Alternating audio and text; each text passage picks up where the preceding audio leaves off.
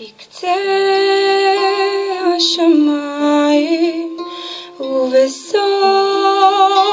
המדבר יש מקום רחוק מלא פרחי ענבר,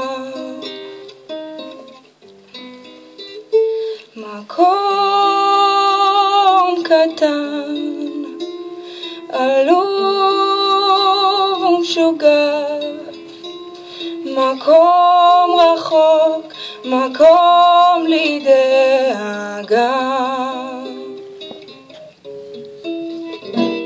אומרים שם מה שיקרה וחושבים על כל מה שקרה, אלוהים שם יושב ורואה ושומר על כל מה שברא. אסור לקטוף את פרחי הגן, אסור לקטוף את פרחי הגן, ודואג נורא.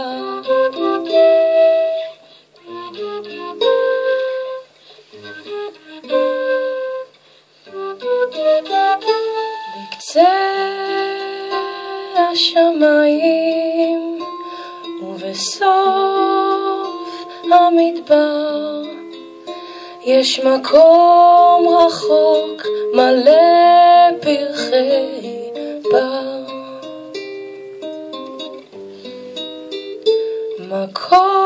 מקום קטן עלוב ומשוגע, מקום רחוק, מקום לדאגה. אומרים שם מה שיקרה וחושבים על כל מה שקרה, אלוהים שם יושב ורואה ושומר על כל מה שברא. אסור לקטוף את פרחי הגן, אסור לקטוף את פרחי הגן, ודואג